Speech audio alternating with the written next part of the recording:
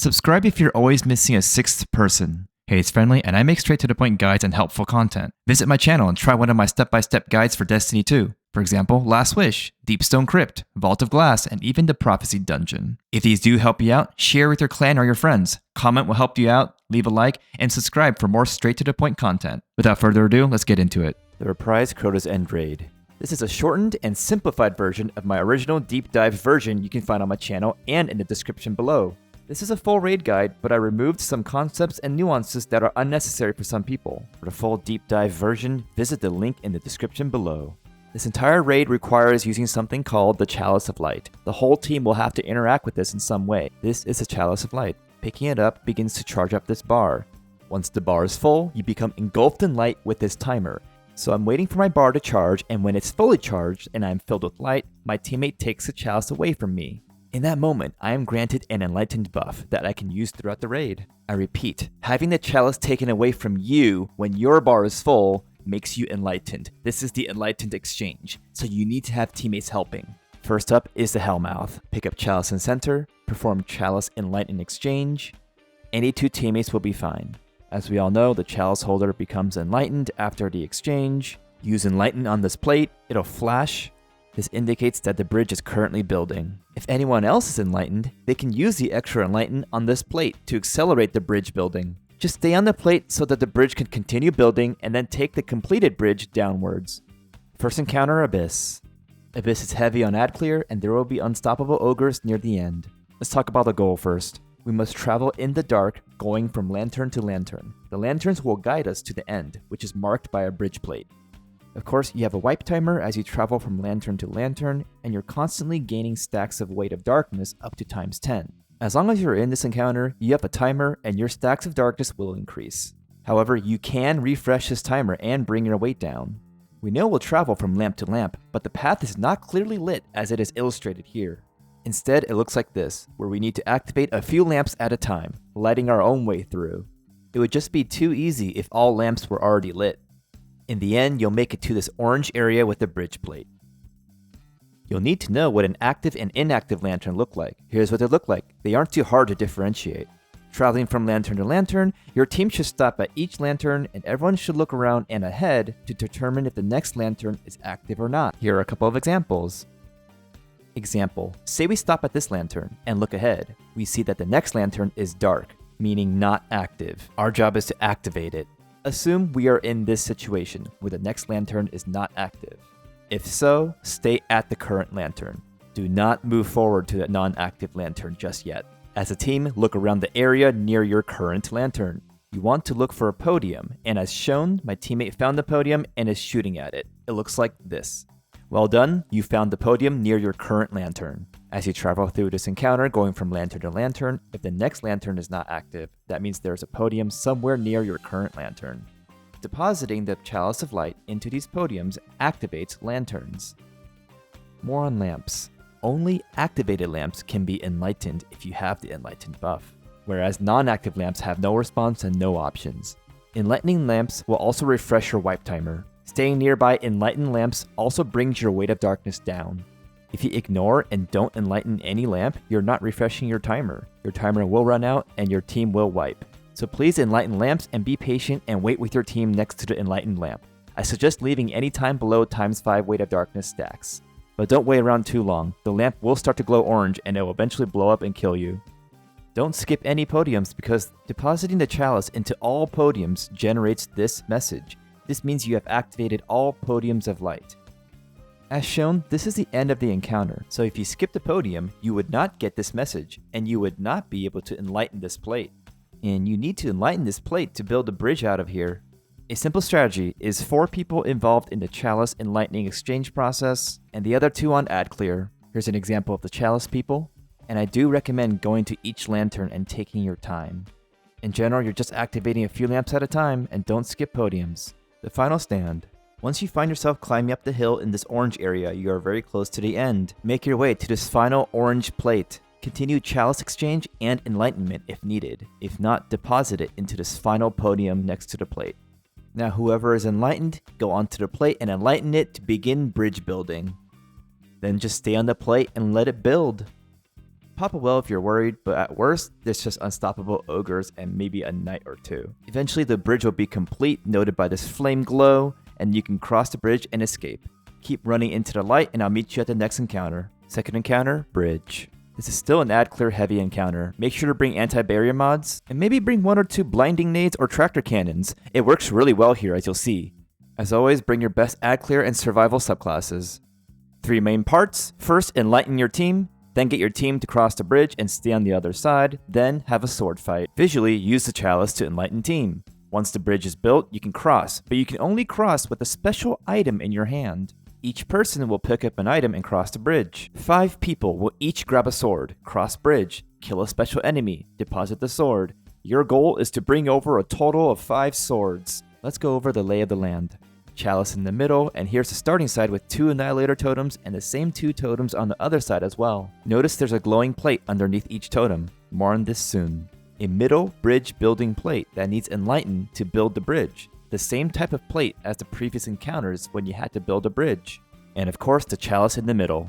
Bridge building and holding the bridge intact so it does not despawn.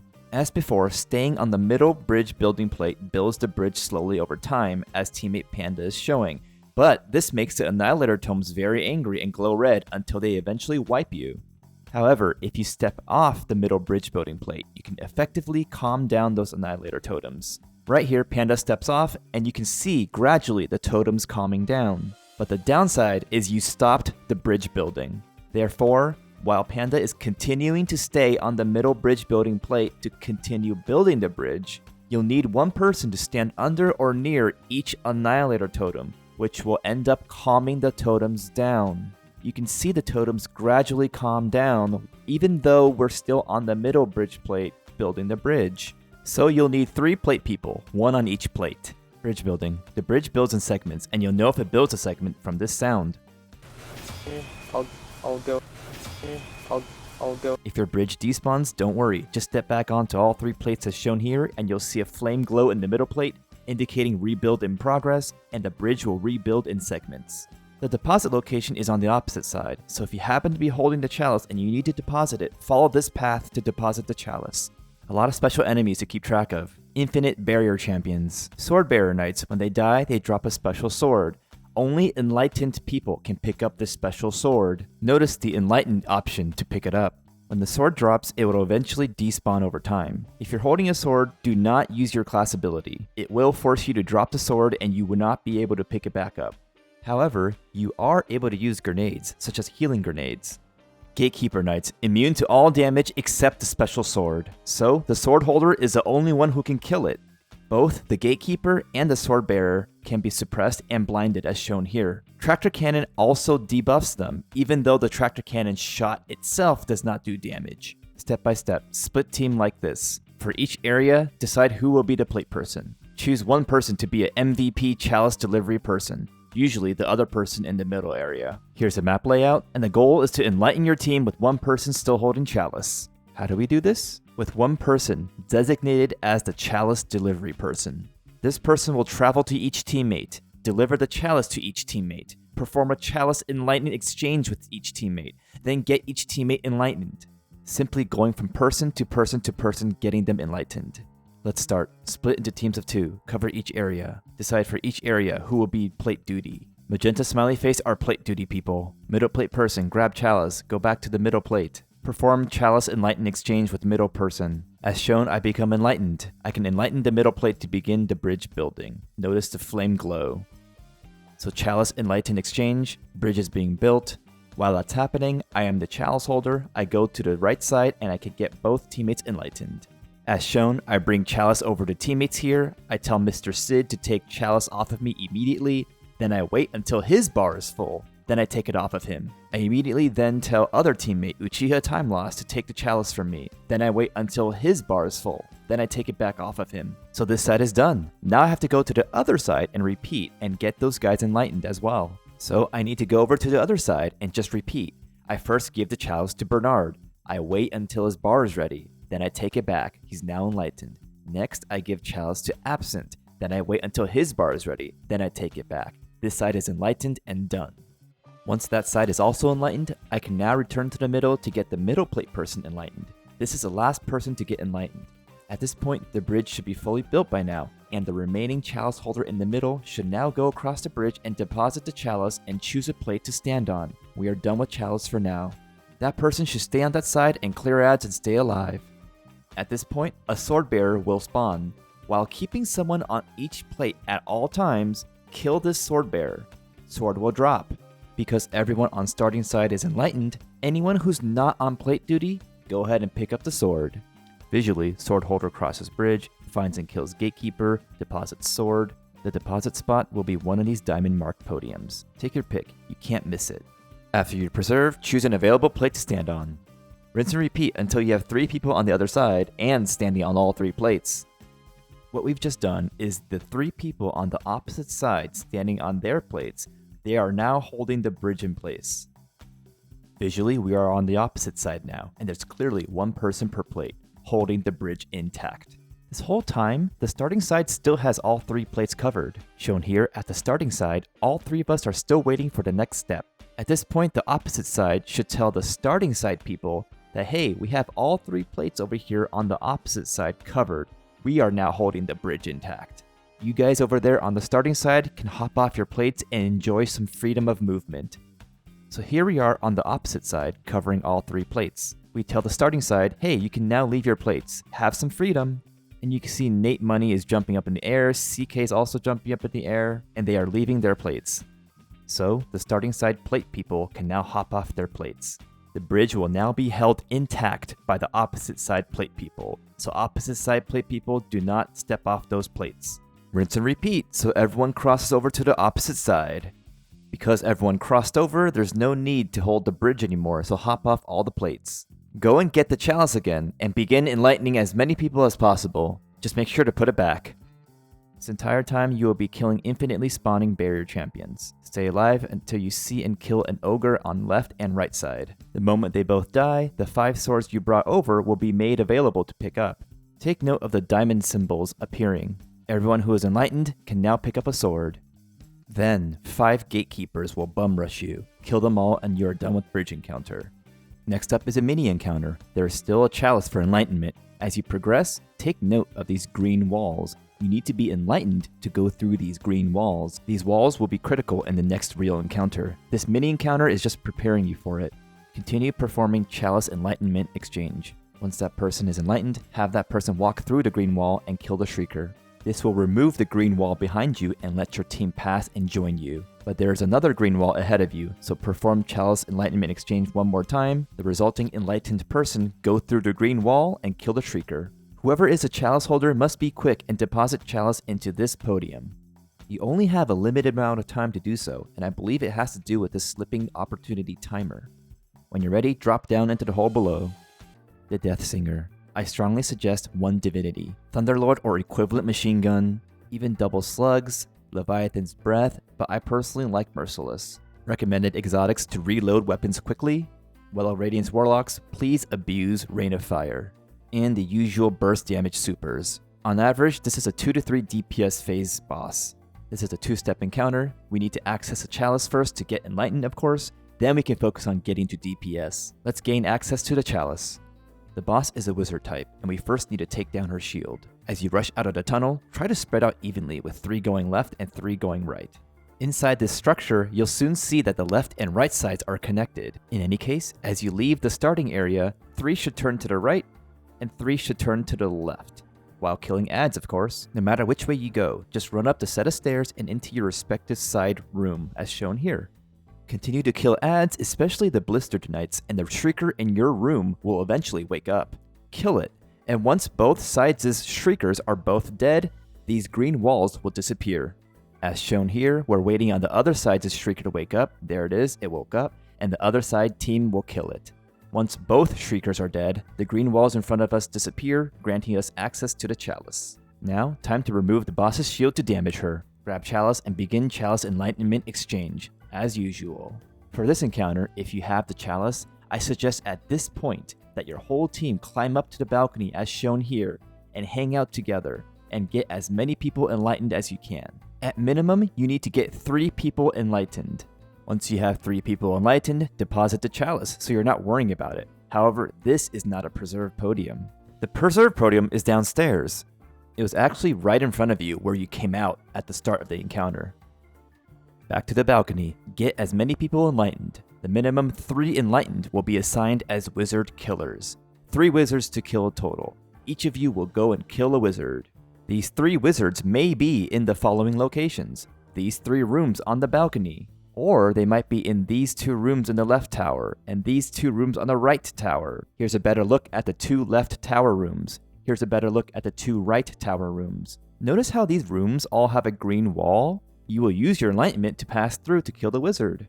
Here's the catch. Each room might have a wizard, or it just might have a shrieker in there. So, we need scouts who can literally peek into each room to check if it's a wizard or if it's a shrieker in there.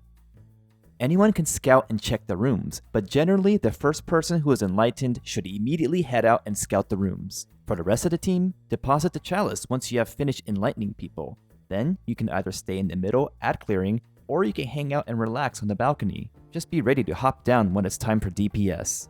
Wizard scouts should be pretty busy. In any case, you're checking all the rooms for 3 wizards. Is it a shrieker?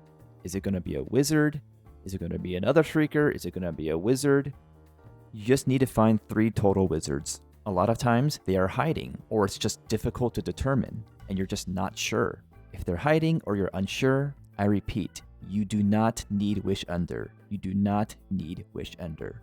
Now, get as close to the walls as you can, but do not accidentally pass through the green wall. Monitor your radar. Shriekers are coded as vehicles, which in Destiny 2 appear as red circles. These red circles even have directionality, indicating if they are above you or below you. I see 2 red circles, meaning there are 2 shriekers here.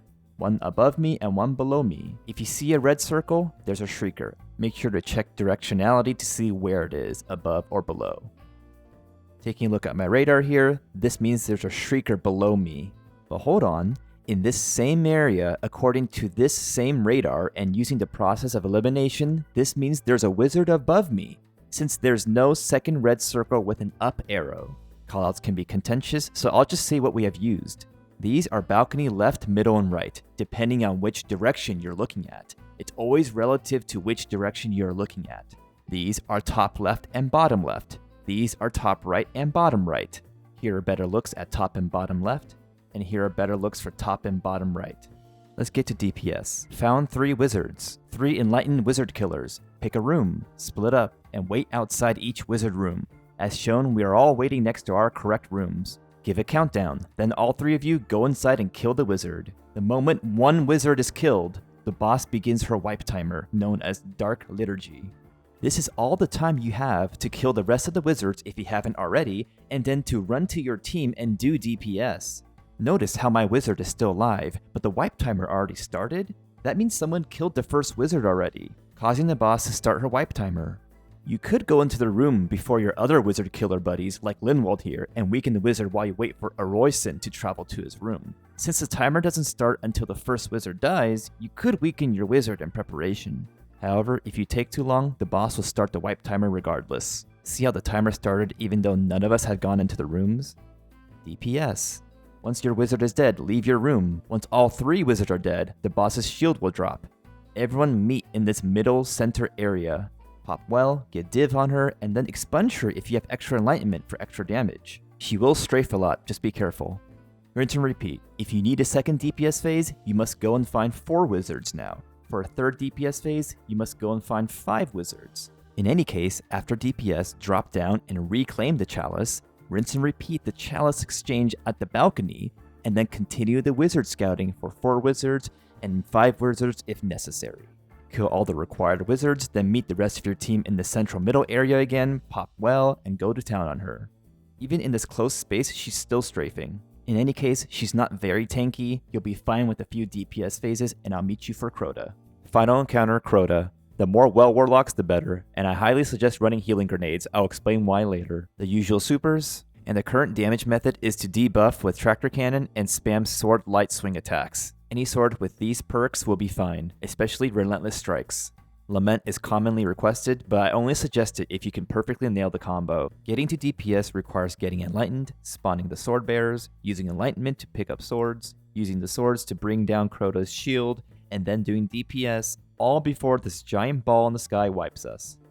If you are assigned as a sword holder, remember, you can throw grenades. This comes in handy as you charge at Crota because you can throw a healing grenade for you and the other sword holder to heal as Crota hits you. We're still in the same room. In the bottom pit area, you will end up fighting thralls. Later on, ogres will appear, and then after that, wizards that infinitely spawn as they die. The sword bearer also spawns at this door. There's a minor twist to the chalice in this encounter. It's the same exchange enlightenment process, but now you can only transfer the chalice between teammates in these puddles of light. Example, I'm standing next to teammate little G13 right here, and clearly you can see I have no option to claim the chalice away from him. That is until we both jump up and we both stand in the puddle of light. There is only one puddle of light active at a time, which allows you one chalice exchange at a time. After you use a puddle, it will switch locations, as shown here. It switches down here. Unless I just haven't seen a secret location, there are 5 set puddle of light locations. 2 located here, top left, top right, 1 down here in the middle, so here's where that middle one is located. Then the last 2, 1 puddle in front of each of these pillars. These puddles of light are dangerous because you're exposed and vulnerable to attack. I recommend hiding like little G13 and I are doing right here, so just hide before meeting up in the puddle of light. Or you can throw down a healing grenade. Or hopefully your teammates can throw a healing grenade for you. Time for the rolls. 2 people on ad clear the whole time. Best to have each guardian cover one side of the map each. Ad clear, rinse and repeat the following.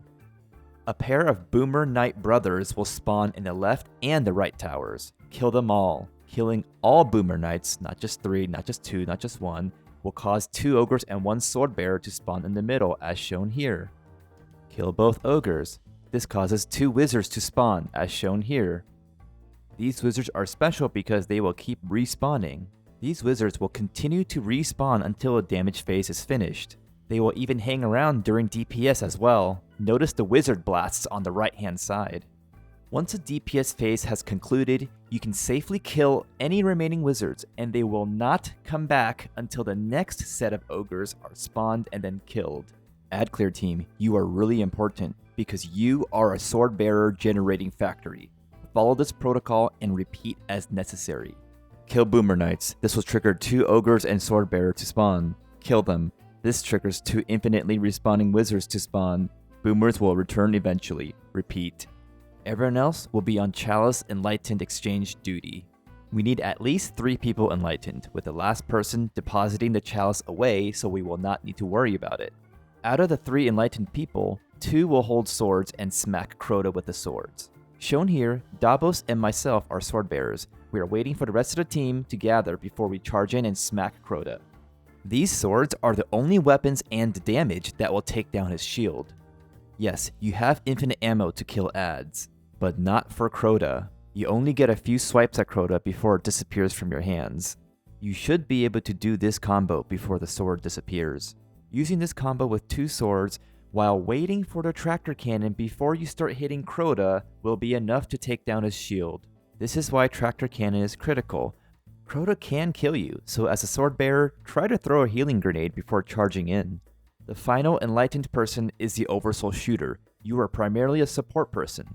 Therefore, you really should run tractor cannon or some equivalent strong debuff, but tractor cannon is best suited for this purpose. Also, grab a fusion rifle and I'll explain why momentarily. Your job begins with being involved in taking down Crota's shield. You should get ready to debuff Crota with tractor cannon so that the 2 sword bearers can deal more damage. While you're damaging Crota during this DPS, your primary purpose is to damage with whatever you have, and while doing so, monitor this timer. And before it runs out, stop what you're doing, turn around, and shoot the Oversoul, which is the giant orb in the sky, before it wipes us. 2 fusion rifle shots will be enough. You can only damage the Oversoul if you're enlightened. Notice how I used my enlightenment to shoot the Oversoul, and now I am drained of light. If you prematurely shoot the Oversoul on accident, then he'll regain his shield and the DPS phase will stop. You do not want that to happen. Apparently, shown here, one of my fusion rifle shots went through Crota, and it hit the Oversoul behind him in the sky. If you do not shoot the Oversoul in time, the team will wipe, so pay attention to that Oversoul timer. Getting to DPS. Everyone step on the center ring to start. Crota will appear. Make your way out of this area and into the main room. Chalice team, pick up Chalice in the middle and begin Chalice Enlightening exchange. Remember to use the puddles of light to exchange the Chalice. Once you have 3 people enlightened, last person holding the Chalice, please deposit the Chalice down here as always. Meanwhile, Ad Clear team, follow this protocol and repeat as necessary. Kill Boomer Knights. This will trigger 2 Ogres and Swordbearer to spawn. Kill them. This triggers 2 infinitely respawning Wizards to spawn. Boomers will return eventually. Repeat. Chalice team, you should now have 3 enlightened people, and the last person to have Chalice should have deposited the Chalice there. Out of the 3 enlightened people, 2 Swordbearers, go and get your swords. While the Oversoul person should be getting ready to debuff Crota. DPS. Alert your entire team that DPS will be starting. We like to all meet back at the spawn and rally flag area because there's plenty of space, so try to bait Crota over here. Swordbearers, coordinate with the tractor cannon person and charge in once Crota is debuffed. Maybe throw a healing grenade for good measure. The tractor cannon doesn't have any damage numbers, but it will still debuff him, even though it says immune. From the Oversoul person point of view, I creep along, I debuff him, and then I pop well for safety and damage. In slow motion, we charge in as Swordbearers, tractor cannon debuffs Crota, notice the purple glow, and then use the combo to take down his shield. Once his shield is taken down, switch to your regular sword, and then keep hacking away at him. Pop Well of Radiances as you need, just don't stop swinging your sword. Meanwhile, as the Oversoul person, keep an eye on the Oversoul timer. When close to 0, stop damaging, turn around, and shoot the Oversoul. Again, take a look at what Boboi's doing. He's leaving DPS to shoot the Oversoul. And again, don't accidentally shoot the Oversoul like I did here. It is chaotic during DPS. Crota tends to destroy the Well of Radiance sword, so it removes the well. So having multiple Warlocks popping their Well of Radiance is really nice. His swings also push you away from your Well of Radiance, so just try to time and position your Well of Radiance. Throwing a healing grenade into the chaos is also very helpful. If anyone on the team has extra enlightenment, they can expunge on Crota to deal extra damage. Deal as much damage as you can, then the Chalice team, hop back down to collect the Chalice from the podium, and then rinse and repeat. Meet up in the puddles of light, perform Chalice Enlightenment exchange. Same thing for the Ad Clear people, rinse and repeat. Kill all the Boomers, kill all the Ogres, kill the Swordbearer so that the Chalice team sword holders can grab them. Don't forget about the Wizards. Enlightened sword holders, pick up your swords. Make sure the Chalice is preserved in its podium. Everyone meet back at the center, tractor cannon debuff, and then go to town on him. When you reach final stand, stand back a bit because he will stomp the ground, then keep lighting him up. You should have plenty of time on the Oversoul, so just keep hacking away at him. Even when the timer is flashing 0 seconds on the Oversoul timer, keep attacking Crota. There's still a good chance that you'll kill him even after he summons his Oversoul to wipe you. Here, we actually did it. Never stop dealing damage. And that is the Crota's End raid in Destiny 2. Bungie added a lot of minor details that can affect each encounter here, and I left these out in this version for time purposes. Therefore, please rewatch sections as needed or watch the full original deep dive version on my channel. If this helped or if it didn't, leave your feedback below. If this helped you, your team, or your friends, leave a like, subscribe for more straight to the point content, and remember to take care of yourselves out there.